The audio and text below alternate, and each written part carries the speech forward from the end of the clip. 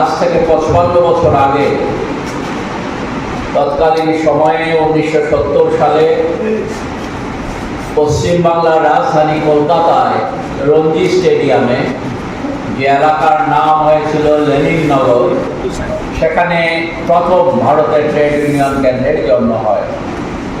যদিও এই আদর্শের স্বাধীনতার আগ থেকেই শ্রমজীবী মানুষ যে আদর্শ নিয়ে CITU আজকে কাজ করছে, সেই আদর্শ নিয়ে স্বাধীনতার আগ থেকে শ্রমজীবী অংশের মানুষকে সংগঠিত করার জন্যে ট্রেড ইউনিয়ন সংগঠন গড়ে উঠেছিল।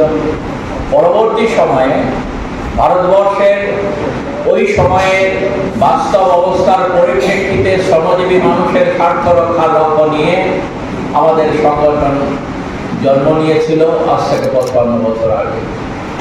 এই সময়ের মধ্যে আমরা দেখেছি যে আমাদের সংগঠনে প্রসার অনেক হয়েছে।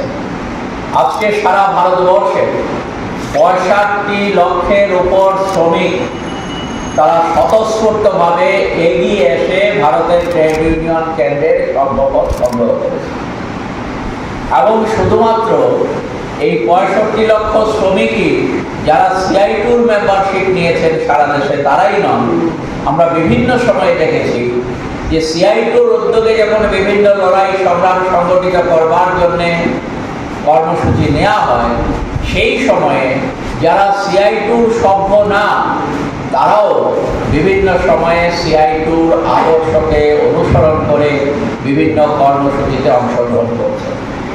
আমাদের দেশে অনেক শ্রমিক সংগঠন আছে।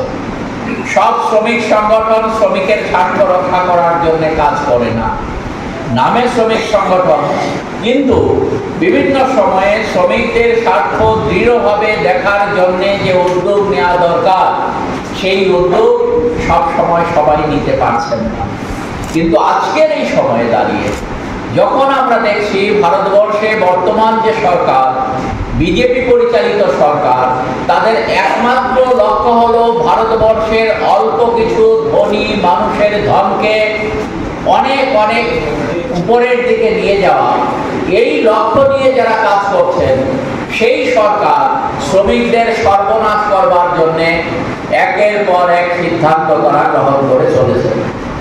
আপনারা জানেন সবাই যে 2019 এবং 20 সালে আমাদের দেশে শ্রমজীবী মানুষের চূড়ান্ত সর্বনাশ করবার জন্যে ভারতবর্ষের সরকার 4টি শ্রম কোড তৈরি করেছে।